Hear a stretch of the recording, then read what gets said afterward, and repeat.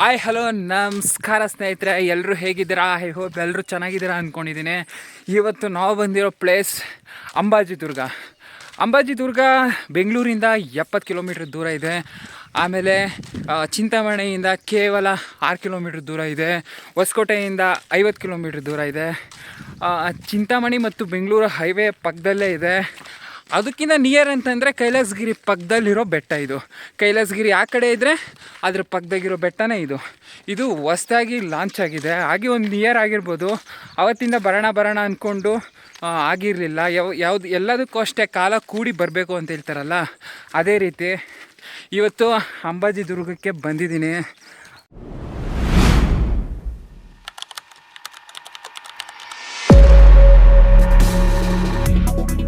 Friends ನಮಸ್ಕಾರ.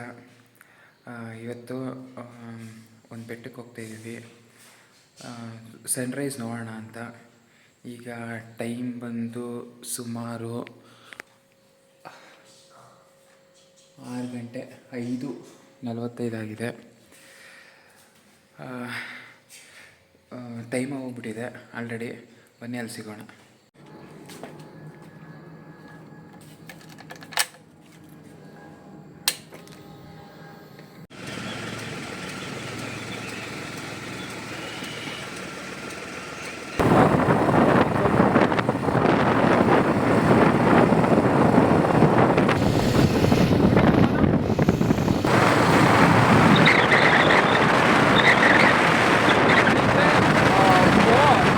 ಯಾವ ಥರ ಆವರಿಸಿದೆ ಅಂತಂದರೆ ಬೆಟ್ಟಗಳೇ ಕಾಣಿಸ್ತಿಲ್ಲ, ಆ ಥರ ಮಂಜೆಲ್ಲ ಆವರಿಸ್ಬಿಟ್ಟಿದೆ. ಇನ್ನೇನು ಸ್ವಲ್ಪ ದೂರದಲ್ಲಿದ್ದೀವಿ ಅಷ್ಟೇ. ರೀಚ್ ಆದಮೇಲೆ ಹೇಳ್ತೀನಿ ಯಾವ ಥರ ಇತ್ತು ಅಂತ. ಮಾಡ್ತಾಯಿತ್ತಾ? ಹಿಂಗೆ ಹಿಂದೆ ಎಲ್ಲ ತೋರಿಸ್ತೀನಿ. ರೋಡು ಸ್ನೇಹಿತರೆ ನೋಡಿ ಯಾವ ಥರ ಇದೆ ಅಂತ. ಮೊದಲು ಇದು ಅಷ್ಟೊಂದು ಡೆವಲಪ್ ಆಗಿರಲಿಲ್ಲ, ಈ ರೋಡು ಅಷ್ಟೇ ಚೆನ್ನಾಗಿರಲಿಲ್ಲ. ಆದರೆ ಈಗ ಫುಲ್ಲು ಡೆವಲಪ್ ಆಗಿದೆ. ರೋಡು ಅಷ್ಟೇ ಸೂಪರಾಗಿದೆ, ಆರಾಮಾಗಿ ಹೋಗ್ಬೋದು. ಒಳ್ಳೆ ಆಫ್ ರೋಡಿಂಗ್ ಥರ ಇರುತ್ತೆ, ಮಜಾ ಇರುತ್ತೆ ತುಂಬ.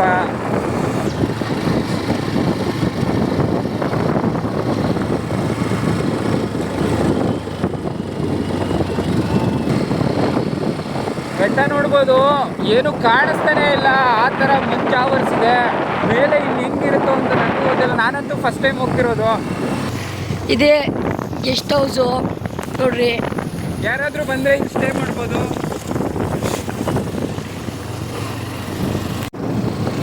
ನೋಡ್ರಿ ಫ್ರೆಂಡ್ಸ್, ಬೆಳಗ್ಗೆ 5 ಗಂಟೆಯಲ್ಲಿ ಎದ್ದಿದ್ರಿ. ನೋಡ್ರಿ ಫ್ರೆಂಡ್ಸ್, ಇದೇ ಬೆಟ್ಟ, ಇದೇ ಅದ್ರ ಪಕ್ಕದಾಗಿರೋದು ಕುಂಟೆ. ಸ್ನೇಹಿತರೆ ನೋಡ್ಬೋದು ಯಾವ ಥರ ಇದೆ ಲೊಕೇಶನ್ನು ಅಂತ. ಅದ್ಭುತವಾಗಿದೆ. ನಾನಂತೂ ಅರ್ಲಿ ಮಾರ್ನಿಂಗ್ ಫಸ್ಟ್ ಟೈಮ್ ಬರ್ತಿರೋದು. ಸನ್ರೈಸ್ ನೋಡೋಣ ಅಂತ. ಇನ್ನೂ ಸನ್ ಹುಟ್ಟಿಲ್ಲ, ಸೂರ್ಯೋದಯ ಆಗೋದಕ್ಕೆ ವೆಯ್ಟ್ ಮಾಡ್ತಾ ಇದ್ದೀವಿ. ಇನ್ನೇನು ಬೆಟ್ಟ ಹತ್ತಬೇಕು. ನೋಡಿ ಬೆಟ್ಟನೇ ಕಾಣಿಸ್ತಿಲ್ಲ, ಅಷ್ಟು ಮಂಜಿದೆ ಅಂತ. ಕೆಳಗಡೆ ನೀರು ನೋಡ್ಬೋದು, ಇದೆಲ್ಲ ಮೇಲೆಯಿಂದ ಹರ್ಕೊಂಬಂದಿರೋ ನೀರು. ನೋಡಿ ವ್ಯೂ ಯಾವ ಥರ ಇದೆ ಅಂತ. ಇನ್ನೇನು ಸ್ವಲ್ಪ ದೂರ ಇದೆ, ಇನ್ನೊಂದು 5 ಕಿಲೋಮೀಟರ್ಸು. ಇದು ಕೈಲಾಸಗಿರಿ, ಅದ್ರ ಪಕ್ಕ ಇರೋದು ಅಂಬಾಜಿದುರ್ಗ. ಹೋಗಿ ನೋಡಿಸ್ತೀನಿ ಬನ್ನಿ ಯಾವ ಥರ ಇರುತ್ತೆ ಅಂತ.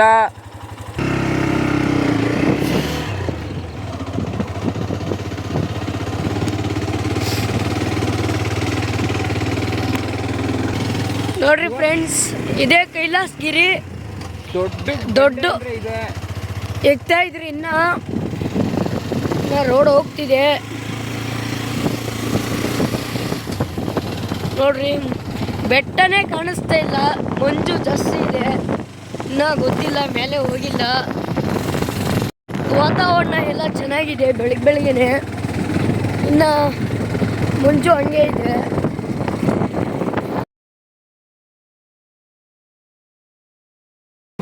ಸ್ನೇಹಿತರೆ ನೋಡಿ ಹೆಂಗೆ ಯಾವ ಥರ ಮಂಜಿದೆ ಅಂತ ನೋಡ್ಬೋದು. ಏನು ಕೆಳಗಡೆ ಕಾಣಿಸ್ತಾನೆ ಇಲ್ಲ, ಆ ಥರ ಮಂಜಿದೆ.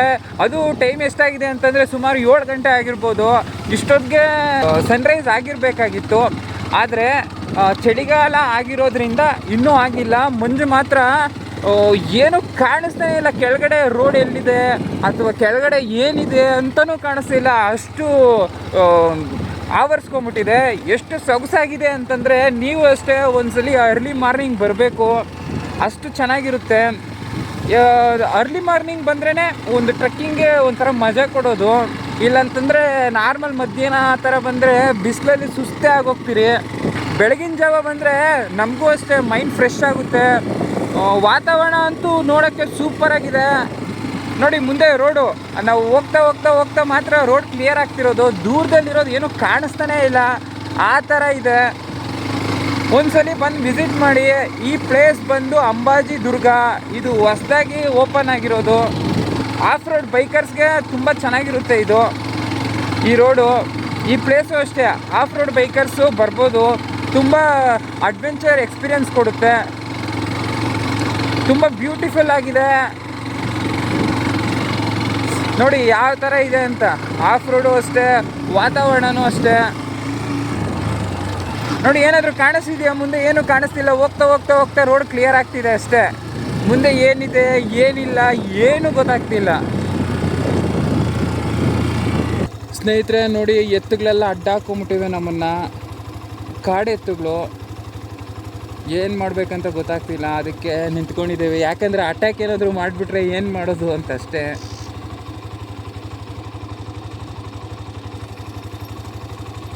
ಸ್ನೇಹಿತರೆ ನೋಡಿ, ಬೈಕು ಅಲ್ಲಿ ಕೆಳಗಡೆ ನಿಲ್ಲಿಸಿದ್ದೀವಿ. ಯಾವ ಥರ ಇದೆ ವಾತಾವರಣ ಅಂತ. ನಾವು ಕೆಳಗಡೆ ಇದ್ದೀವ ಮೇಲೆ ಇದ್ದೀವ ಏನೂ ಗೊತ್ತಾಗ್ತಿಲ್ಲ.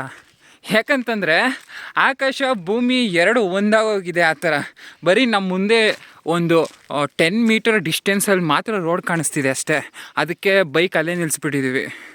ಟೈಮು ಜಾಸ್ತಿನೂ ಆಗಿಲ್ಲ, 7 ಗಂಟೆ ಆಗಿದೆ. ಈಗಲೇ ಈ ಥರ ಇದೆ ಅಂತಂದರೆ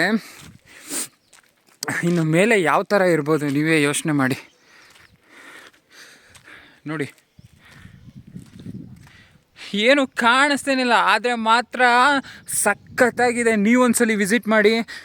ಅದು ಏನಾದರೂ ವಿಸಿಟ್ ಮಾಡಿದ್ರೆ ನೀವು ಅರ್ಲಿ ಮಾರ್ನಿಂಗೇ ವಿಸಿಟ್ ಮಾಡಿ.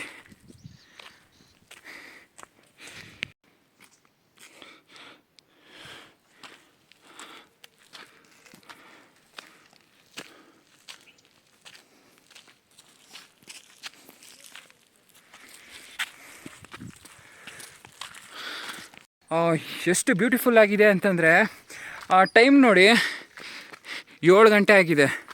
7 ಗಂಟೆ ಆದ್ರೂ ಇಷ್ಟು ಸುಂದರವಾಗಿದೆ ಅಂತಂದರೆ ಯೋಚನೆ ಮಾಡಿ. ಇನ್ನು ಸನ್ರೈಸ್ ಆಗೋವಾಗ ಯಾವ ಥರ ಇರುತ್ತೆ ಅಂತ. ಆಗಲೇ 6:15 ದಾರಿನೇ ಕಾಣಿಸ್ತಾ ಇರಲಿಲ್ಲ. ಇಲ್ಲಿಂದ 1 ಮೀಟರ್ 2 ಮೀಟರ್ ಡಿಸ್ಟೆನ್ಸ್ ಎಲ್ಲ ಫುಲ್ಲು ಮಂಜು ಆವರಿಸ್ಬಿಟ್ಟಿತ್ತು, ಅಷ್ಟು ಮಂಜಿತ್ತು. ಆದರೆ ವೆದರ್ ಮಾತ್ರ ನೋಡೋಕ್ಕೆ ತುಂಬ ಸೂಪರಾಗಿದೆ. ಈ ವೆದರಲ್ಲಿ ಮಂಜು ಬೀಳ್ತಿದೆ, ನಮಗೆ ಚಳಿ ಆಗಬೇಕು. ಆದರೆ ಈ ಟ್ರೆಕ್ಕಿಂಗು ಮಾಡ್ತಾ ಮಾಡ್ತಾ ಚಳಿ ಅನ್ನೋದೇ ಗೊತ್ತಾಗ್ತಿಲ್ಲ, ಅಷ್ಟು ಸೂಪರಾಗಿದೆ. ಒಂದ್ಸಲಿ ನೀವು ವಿಸಿಟ್ ಮಾಡಿ. ಬನ್ನಿ ಮೇಲೆ ಹೋಗಿ ನೋಡಿಸ್ತೀನಿ ಯಾವ ಥರ ಇದೆ ಅಂತ.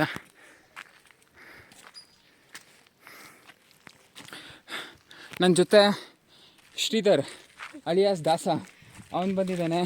ಹೆಂಗನ್ನಿಸ್ತಿದೆ? ಫಸ್ಟ್ ಟೈಮ್ ಅನಿಸ್ತಾ ಇದ್ದಿಲ್ಲ ಹಿಂಗೆಲ್ಲ ನೋಡೋಕ್ಕೆ, ಚೆನ್ನಾಗಿದೆ. ನೀವು ಬರ್ಬೋದು. ಅವನು ಫಸ್ಟ್ ಟೈಮ್ ಬಂದಿರೋದು, ನಾನು ಫಸ್ಟ್ ಟೈಮ್ ಬಂದಿರೋದು. ಇಷ್ಟು ಬೆಳಗ್ಗೆ ನೋಡಿ, ಇಲ್ಲೊಂದು ಟೆಂಪಲ್ ಇದೆ, ಬನ್ನಿ ತೋರಿಸ್ತೀನಿ. ಒಂದು ಸ್ವಲ್ಪ ಜನ ಟ್ರೆಕ್ಕಿಂಗ್ ಎಲ್ಲ ಮಾಡ್ತಿದ್ದಾರೆ ಕೆಳಗಡೆ, ಇನ್ನೂ ಮೇಲೆ ಬಂದಿಲ್ಲ ಅನಿಸುತ್ತೆ. ವಾಯ್ಸ್ ಮಾತ್ರ ಕೇಳಿಸ್ತಿದೆ ಅಷ್ಟೇ, ಆದರೆ ತುಂಬ ಸೊಗಸಾಗಿದೆ. ನೋಡಿ ಇಲ್ಲೊಂದು ಟೆಂಪಲ್ ಇದೆ.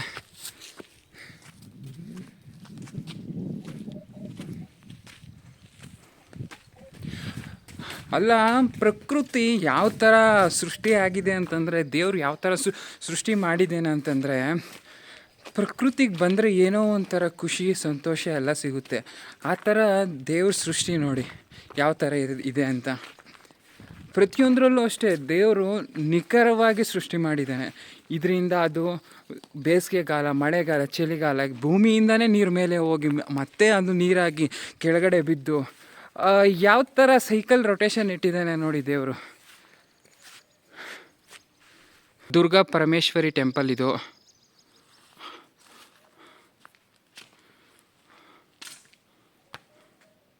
ಓಪನ್ ಇಲ್ಲ ನೋಡಿ, ಎಷ್ಟು ಬೃಹತ್ತಾದ ದೊಡ್ಡ ಬಂಡೆ, ಮೇಲೆ ಏನೂ ಕಾಣಿಸ್ತಾನೆ ಇಲ್ಲ, ಅಷ್ಟು ಸೊಗಸಾಗಿದೆ.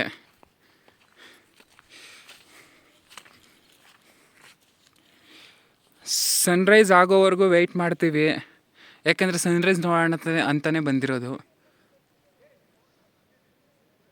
ಈ ಬಂಡೆ ಮೇಲೆ ಕರ್ಕೊಂಡು ಹೋಗ್ತೀನಿ ಬನ್ನಿ ಫ್ರೆಂಡ್ಸ್. ಈ ದೊಡ್ಡ ಬಂಡೆ ಮೇಲೆ ಮಂಜು ನೋಡಿ ಸ್ವಲ್ಪ ಸ್ವಲ್ಪ ಬೀಳ್ತಾ ಇದೆ, ಮಳೆ ಥರ ಹನಿ ಥರ ಬೀಳ್ತಾ ಇದೆ. ಮಳೆ ಸ್ಟಾರ್ಟ್ ಆಗೋ ರೀತಿ ಅನ್ನಿಸ್ತಿದೆ, ಆದರೆ ಏನಿಲ್ಲ, ಒಂದು ಹಾಫ್ ಆನ್ ಅವರ್ ಇರುತ್ತೆ ಅಷ್ಟೇ. ಅದು ಬನ್ನಿ ಮೇಲೆ ಕರ್ಕೊಂಡು ಹೋಗ್ತೀನಿ ಹೆಂಗಿರುತ್ತೆ ಅಂತ. ಆ್ಯಕ್ಚುಲಿ ರಿಯಲ್ ಟ್ರೆಕ್ಕಿಂಗ್ ಸ್ಟಾರ್ಟ್ ಆಗೋದು ಇಲ್ಲಿಂದ. ಇಲ್ಲಿ ಏನು ವಿಶೇಷತೆ ಅಂತ ಅಂದರೆ, ಹಳೆ ಕಾಲದಲ್ಲಿ ಮರಾಠರು ಸಾಮ್ರಾಜ್ಯ ಆಳ್ವಿಕೆ ಮಾಡ್ತಿದ್ರು ಅನ್ನೋದಕ್ಕೆ ಇಲ್ಲಿ ಕೆಲವೊಂದು ಕುರುಹುಗಳು ಸಿಗ್ತವೆ ಅಷ್ಟೇ, ಆದರೆ ಕನ್ಫರ್ಮ್ ಇಲ್ಲ. ಆದರೆ ಗೂಗಲಲ್ಲಿ ನೋಡಿದಾಗ ಮರಾಠರು ಕುರುಹುಗಳು ಇಲ್ಲಿ ಸ್ವಲ್ಪ ಸಿಗ್ತವೆ ಅಂತ ಇನ್ಫಾರ್ಮೇಷನ್ ಇತ್ತು. ನೋಡಿ ಯಾವ ಥರ ಟ್ರೆಕ್ಕಿಂಗ್ ಇದೆ ಅಂತ. ನಾನು ಲಾಸ್ಟ್ ಟೈಮು ಶಿವಗಂಗೆ ಬೆಟ್ಟಕ್ಕೆ ಹೋಗಿದ್ದೆ, ಸೇಮ್ ಇದೇ ಥರ ಫೀಲಿಂಗ್ ಕೊಟ್ಟಿತ್ತು. ಅದೇ ಥರ ಫೀಲಿಂಗ್ ಇಲ್ಲಿ ಕೊಡ್ತಿದೆ. ಆ ಕಾಲದಲ್ಲಿ ಎಲ್ಲರೂ ಬೆಟ್ಟದ ಮೇಲೆ ಕೋಟೆ ಕಟ್ತಿದ್ರು. ಯಾಕೆ ಅಂತಂದರೆ, ಯಾರಾದರೂ ಯುದ್ಧಕ್ಕೆ ಬಂದಾಗ ಬೆಟ್ಟದ ಮೇಲಿಂದ ವ್ಯೂ ನೋಡಿ ಯುದ್ಧಕ್ಕೆ ಬರ್ತಿದ್ದಾರೆ ಅಂತ ಗೊತ್ತಾಗಲಿ ಅಂತ ಅಷ್ಟೆ. ಆಗ ಅವರು ಕಹಳೆ ಊದ್ತಿದ್ರು, ಯಾರೋ ಯುದ್ಧಕ್ಕೆ ಬಂದಿದ್ದಾರೆ ಅಂದ್ಕೊಂಡು ಯುದ್ಧಕ್ಕೆ ಬಂದಿದ್ದಾರೆ ಅಂದ್ಕೊಂಡು ಯುದ್ಧಕ್ಕೆ ಸಿದ್ಧತೆ ಮಾಡ್ಕೊತಿದ್ರು. ಅಯ್ಯೋ, ತುಂಬ ಕಡಿದಾದಂಥ ಬೆಟ್ಟ ನೋಡಿ ಹೆಂಗಿದೆ ಅಂತ. ವ್ಯೂ ನೋಡಿ ಯಾವ ಥರ ಇದೆ. ಮೋಡ ಕವಿದ ವಾತಾವರಣದಲ್ಲಿ ನಮಗೆ ಸ್ವರ್ಗ ಕಾಣಿಸಿದಾಗ ಬಂದಂತಹ ಒಂದೇ ಒಂದು ಹಾಡು, ಬಾನಿಗೊಂದು ಎಲ್ಲಿದೆ ನಿನ್ನಾಸೆಗೆಲ್ಲಿ ಕೊನೆಯಿದೆ, ಏಕೆ ಕನಸು ಕಾಣುವೆ, ನಿಧಾನಿಸು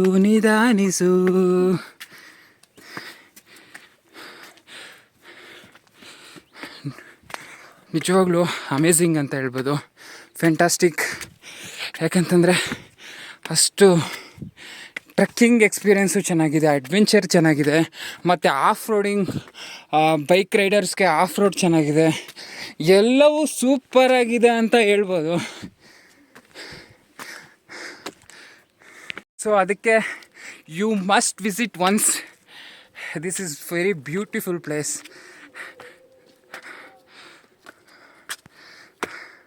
ಅಂತೂ ಇಂತೂ ಲಾಸ್ಟ್ ಡೆಡ್ ಎಂಡ್ ಮೂಮೆಂಟಿಗೆ ಬಂದಿತ್ತಾಯಿತು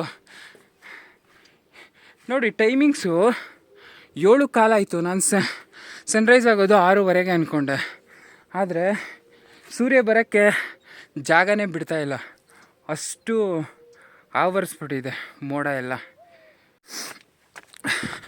ನೋಡಿ, ಇದು ಕೋಟೆ,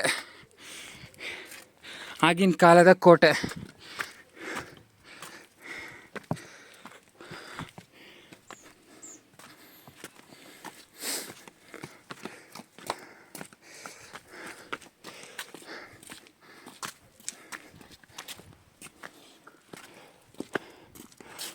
ನೋಡಿ ಮೇಲೆ ಇದು ಎತ್ತುಗಳನ್ನಿಸುತ್ತೆ. ಹೇಳ್ಬೇಕಂತಂದರೆ ನಮಗಿಂತ ಹೆಚ್ಚು ಧೈರ್ಯಶಾಲಿ ಯಾರು ಅಂತಂದರೆ ಪ್ರಾಣಿಗಳು. ಅದೆಂಥ ಕಷ್ಟ ಬಂದರೂ ಪರವಾಗಿಲ್ಲ, ಅವು ಪ್ರಾಣ ಒತ್ತೆ ಇಟ್ಟು ಅದರಲ್ಲಿ ಎಷ್ಟು ಶಕ್ತಿ ಇರುತ್ತೋ ಅಷ್ಟು ಹೋರಾಡ್ತವೆ. ಎಂಥ ಸಿಚುವೇಶನ್ ಆದರೂ ಪರವಾಗಿಲ್ಲ, ಪ್ರಾಣಿಗಳಷ್ಟು ಧೈರ್ಯ ಮನುಷ್ಯಗಿರಲ್ಲ. ಯಾಕಂತಂದರೆ ಪ್ರಾಣಿ ಎಂಥ ಸಿಚುವೇಶನ್ ಆಗಲಿ ಅದು ಪ್ರಾಣಕ್ಕೋಸ್ಕರ ಹೋರಾಡ್ತಾ ಇರುತ್ತೆ.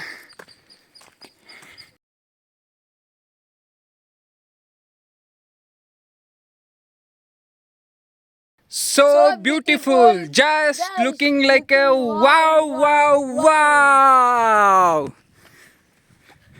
ಇಂತೂ ಕೊನೆಗೆ ರೀಚ್ ಆಗಿತ್ತಾಯಿತು ನೋಡಿ. ಯಾರ್ಯಾರೋ ಅವ್ರ ಕೋರಿಕೆಗಳನ್ನ ಮನಸ್ಸಲ್ಲಿ ನೆನೆಸ್ಕೊಂಡು ಇಟ್ಕೆಗಳಲ್ಲಿ ಮನೆ ಕಟ್ಟಿದ್ದಾರೆ. ಅವ್ರಿಗೆ ಎಲ್ಲರೂ ಏನೇನು ನೆನೆಸ್ಕೊಂಡಿರ್ತಾರೋ ಆ ದೇವರು ಅವ್ರಿಗೆ ಅದು ಸಿಗೋ ಥರ ಆಗಲಿ.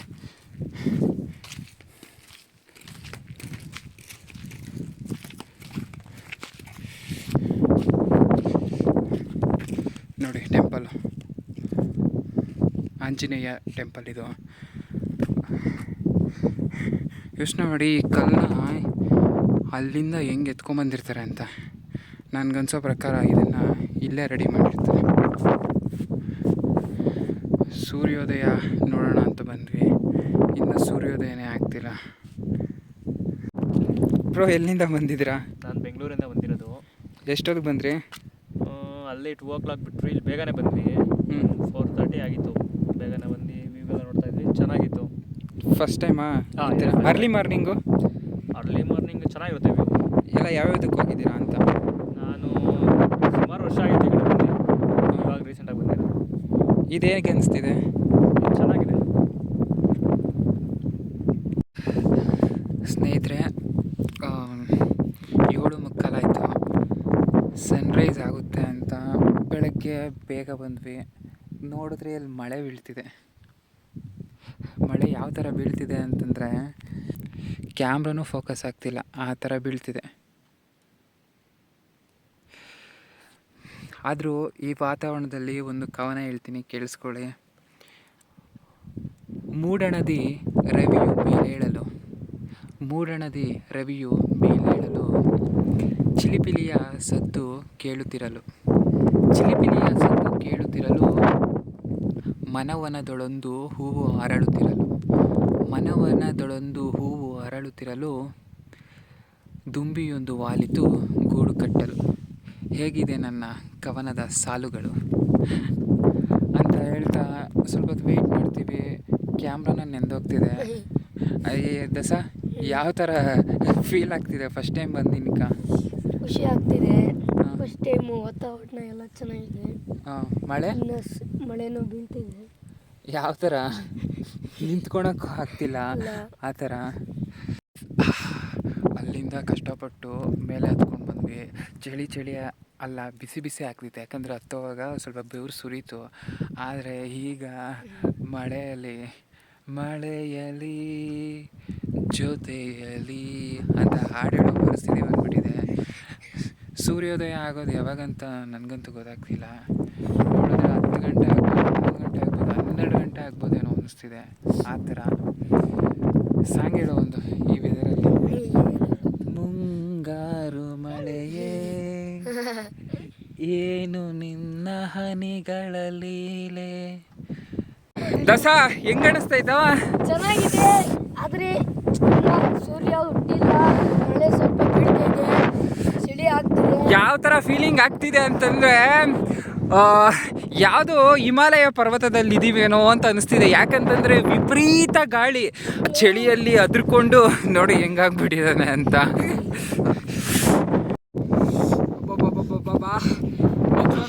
ನಾನು ಗೂಗಲಲ್ಲಿ 6:27ಕ್ಕೆ ಸನ್ರೈಸ್ ಆಗುತ್ತೆ ನೋಡಿಕೊಂಡು ಕರೆಕ್ಟಾಗಿ ಬೆಳಗ್ಗೆನೇ ಎದ್ದು ಬೇಗ ಬಂದೆ. ನೋಡಿದ್ರೆ ಇಲ್ಲಿ ವೆದರ್ ಯಾವ ಥರ ಚೇಂಜ್ ಆಗೋಗಿದೆ ಅಂತಂದರೆ ಹಿಮಾಲಯ ಪರ್ವತದಲ್ಲಿದ್ದೀವೋ ಅಥವಾ ನಮ್ಮೂರ ಹತ್ರ ಈ ಅಂಬಾಜಿದುರ್ಗ ಬೆಟ್ಟದ ಮೇಲೆ ಇದೀವೋ ನನಗಂತೂ ಗೊತ್ತಾಗ್ತಿಲ್ಲ. ಆ ಮಂಜಿನ ಜೊತೆ ಆ ಗಾಳಿ ಜೊತೆ ಆ ಮಳೆ ಜೊತೆ ಆ ಹನಿ ಜೊತೆ ಆ ಚಳಿ, ಆದರೂ ಈ ವೆದರ್ ಮಾತ್ರ ನೋಡೋಕ್ಕೆ ಎಷ್ಟು ಸೂಪರ್ ಆಗಿದೆ ಅಂತಂದರೆ ನೋಡಿ ಅದು ಯಾವ ಥರ ತೇಲ್ಕೊಂಡು ಬರ್ತಿದೆ. ಆ ಗಾಳಿ ನೋಡಿ ಹೆಂಗೆ ಬರ್ತಿದೆ.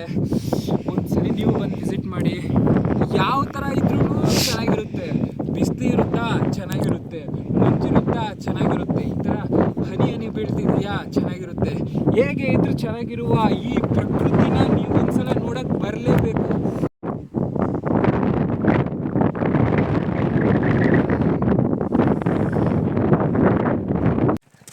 ನೋಡಿ ಸ್ನೇಹಿತರೆ, ಸನ್ರೈಸ್ ನೋಡೋಣ ಅಂತ ಕಷ್ಟಪಟ್ಟು ಬೆಳಗ್ಗೆನೇ ಎದ್ದು ಬಂದ್ವಿ. ಆದರೆ ನಮ್ಮ ದುರಾದೃಷ್ಟನೋ ಏನೋ ಗೊತ್ತಿಲ್ಲ, ಸನ್ರೈಸೇ ಕಾಣಿಸ್ಲಿಲ್ಲ. 9 ಗಂಟೆ ಆಗ್ತಾ ಬಂತು. ಮಂಜು ಮಾತ್ರ ಇನ್ನೂ ಹಾಗೇ ಇದೆ. ಏನು ಮಾಡಿದ್ರು ಮಂಜು ಮಾತ್ರ ಕಡಿಮೆ ಆಗ್ತಿಲ್ಲ. ಇರಲಿ, ಯಾವ್ಯಾವುದು ಸಿಗುತ್ತೋ ಆ ಅದೃಷ್ಟನ ನಾವು ಪಡ್ಕೊಂಡು ಹೋಗ್ತಾ ಇರಬೇಕು ಅಷ್ಟೇ ಅಂತ ಹೇಳ್ತಾ ಈ ವ್ಲಾಗ್ನ ಇನ್ನೂ ಕೊನೆ ಮಾಡಲ್ಲ. ಇನ್ನೂ ಸ್ವಲ್ಪ ಪ್ಲೇಸಸ್ ಇದೆ, ಅದನ್ನು ತೋರಿಸ್ತೀರಿ ಬನ್ನಿ. ಆದರೂ ಈ ವೆದರ್ ಮಾತ್ರ ನಿಜವಾಗ್ಲೂ ಇಷ್ಟೆಲ್ಲ ಮಂಜಿದ್ರೂ ಚಳಿ ಅಂತ ಅನ್ನಿಸ್ತಾನೇ ಇಲ್ಲ, ಅಷ್ಟು ಸಖತ್ತಾಗಿದೆ. ನೆಕ್ಸ್ಟ್ ಟೈಮ್ ಅಂತೂ ಸನ್ರೈಸ್ ನೋಡಿಸ್ತೀನಿ. ಬನ್ನಿ ಲೆಟ್ಸ್ ಕಂಟಿನ್ಯೂ ದ ವಿಡಿಯೋ. ಯಾವ ಥರ ಬೇಕು ಹೇಳು. ಅದು ಒಂದು ಅದೇ ನೀನು ಫಸ್ಟ್ ಎಡಿಟ್ ಮಾಡಿದ್ದೆ. ನೆಕ್ಸ್ಟ್ ಹೊತ್ತು ಹೇಳಿ, ಇವಾಗ ನೀನೇ ಐಡಿಯಾಸ್ ಕೊಡಬೇಕು. ಫ್ರೆಂಡ್ಸ್, ಇದು ಕೈಲಾಸಗಿರಿ. ಮುಂಚೆ ಇದ್ದಂಗಿಲ್ಲ, ಹೊಸದಾಗಿ ಕನ್ಸ್ಟ್ರಕ್ಷನ್ ನಡೀತಿದೆ, ಚೆನ್ನಾಗಿದೆ. ಇದಕ್ಕೆ ನಾನು ಸುಮಾರು ಒಂದು 20-30 ಸಲ ಬಂದಿದ್ದೀನಿ. ಯಾರ್ಯಾರು ಇನ್ನೂ ಬಂದಿಲ್ಲ ಬಂದು ವಿಸಿಟ್ ಮಾಡಿ, ಯಾಕಂದರೆ ಹೊಸದಾಗಿ ಕನ್ಸ್ಟ್ರಕ್ಷನ್ ನಡೀತಿದೆ. ಮುಂಚೆ ಹೆಂಗಿತ್ತೋ ಆ ಥರ ಇಲ್ಲ. ಇದು ಅಷ್ಟೇ ಸೇಮ್ ಅಂಬಾಜಿದುರ್ಗಕ್ಕೆ ಹೋಗೋ ರೋಡಲ್ಲೇ ಇದೆ. ನಿಶ್ಶಬ್ದತೆ ಕಾಪಾಡಿ. ನೋಡಿ, ಬೃಹತ್ತಾದ ಬಂಡೆನ ಕೊರೆದಿರೋದಿದು. ಈಗ ಹೊಸದಾಗಿ ಎಲ್ಲ ನಿರ್ಮಾಣ ಮಾಡಿದ್ದಾರೆ. ಒಂದು ಸಲ ಮಾತಾಡಿದ್ರೆ 7 ಸಲ ಕೇಳಿಸುತ್ತೆ ಆ ಥರ.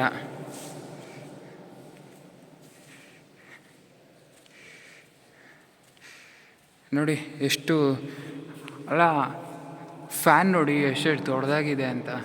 ಬೇಸಿಗೆ ಕಾಲದಲ್ಲಿ ಬಿಸಿ ಆದರೆ ಯೂಸ್ ಮಾಡೋಕ್ಕೆ. ಆದರೆ ಹೇಳ್ಬೇಕು ಅಂತಂದರೆ ಇಲ್ಲಿ ಬಿಸಿನೇ ಆಗೋಲ್ಲ. ನಾನು ಬೇಸಿಗೆ ಕಾಲದಲ್ಲೂ ಬಂದಿದ್ದೀನಿ, ಬಿಸಿ ಅನ್ನೋ ಪದನೇ ಇಲ್ಲಿಲ್ಲ. ನೋಡಿ, ಮೊದಲು ಕುತ್ಕೊಳಕ್ಕೆಲ್ಲ ಇರಲಿಲ್ಲ, ಈಗ ಕುತ್ಕೊಳಕ್ಕೆಲ್ಲ ವ್ಯವಸ್ಥೆ ಮಾಡಿದ್ದಾರೆ. ಶ್ರೀ ಗುರು ಚರಣ ಸರೋಜರತ.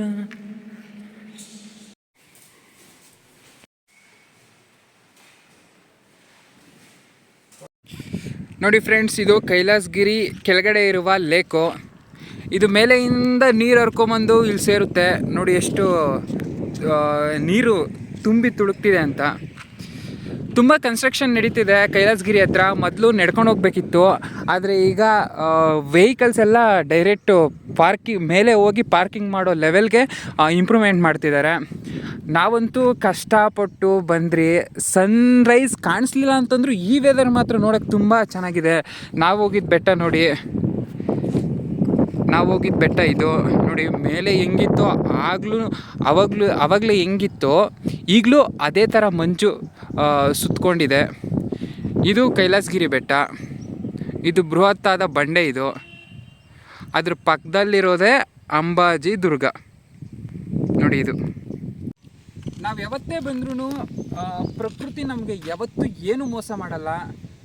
ಸೂರ್ಯ ಇರಲಿ ಇಲ್ಲದೇ ಇರಲಿ, ಯಾವುದೋ ಒಂದು ರೀತಿಯಲ್ಲಿ ಈ ಗಿಡಗಳು ನೋಡಿ ಎಷ್ಟು ಹಚ್ಚ ಹಸಿರಿನಿಂದ ಇದೆ. ಆ ಕಣ್ಣಿಗೆ ಅದರಲ್ಲೇ ಖುಷಿ ಸಿಗುತ್ತೆ. ಮತ್ತು ನೋಡಿ ನೀರು ಯಾವ ಥರ ಇದೆ ಅಂತ, ಅದರಲ್ಲೂ ನೋಡಿ ಎಷ್ಟು ಚೆನ್ನಾಗಿದೆ ನೋಡೋಕ್ಕೆ. ಆಮೇಲೆ ಆ ಬೃಹತ್ತಾದ ಬಂಡೆ ನೋಡಿ, ಆ ಮೋಡ ಕವಿದ ವಾತಾವರಣ ನೋಡಿ, ಎಲ್ಲ ತುಂಬ ಸೊಗಸಾಗಿದೆ. ಒಂದು ಸಲ ನೀವು ವಿಸಿಟ್ ಮಾಡಿ. ಬೆಂಗಳೂರಿಂದ ಒಂದು 70 ಕಿಲೋಮೀಟರ್ಸು, ಹೊಸಕೋಟೆಯಿಂದ 50 ಕಿಲೋಮೀಟರ್ಸು. ಈ ಕಡೆ ಚಿಂತಾಮಣಿಯಿಂದ ಅಂದರೆ ಕೇವಲ ಒಂದು 6 ಕಿಲೋಮೀಟರ್ಸ್ ಅಷ್ಟೇ. ನೆಕ್ಸ್ಟ್ ಟೈಮ್ ಇನ್ನೊಂದ್ಸಲಿ ಬರ್ತೀನಿ, ಸನ್ರೈಸ್ ನೋಡಿಸ್ತೀನಿ. ಸೂರ್ಯೋದಯ ಆಗೋದನ್ನು ನಾನು ಇವತ್ತು ನೋಡಿಲ್ಲ, ನನ್ನ ಕಣ್ಣಾರೆ ನೋಡಿ ನಿಮಗೂ ತೋರಿಸ್ತೀನಿ. ಇರೋದೊಂದೇ ಜೀವನ ಸ್ನೇಹಿತರೆ, ಯಾವತ್ತೂ ಅಷ್ಟೇ ಖುಷಿಯಾಗಿರಿ. ಲೈಫ್ನ ಚೆನ್ನಾಗಿ ನೀವು ತಗೊಂಡೋಗಿ ಬಿಂದಾಸಾಗಿರಿ ಅಂತ ಹೇಳ್ತಾ ಮುಂದಿನ ವೀಡಿಯೋದಲ್ಲಿ ಸಿಗೋಣ. ಹಾಗೆ ಸಪೋರ್ಟ್ ಮಾಡ್ತಾಯಿರಿ, ಸಬ್ಸ್ಕ್ರೈಬ್ ಮಾಡ್ತಾಯಿರಿ. ಇನ್ನು ನನಗೆ ಹೆಚ್ಚಿನ ವೀಡಿಯೋಸ್ಗಾಗಿ ನಿಮ್ಮ ಬೆಂಬಲ ಬೇಕು. ಹಾಗೆ ಸಪೋರ್ಟ್ ಮಾಡ್ತಾಯಿರಿ ಅಂತ ಹೇಳ್ತಾ ನಮಸ್ಕಾರ ಸ್ನೇಹಿತರೆ, ಮತ್ತೆ ಸಿಗೋಣ.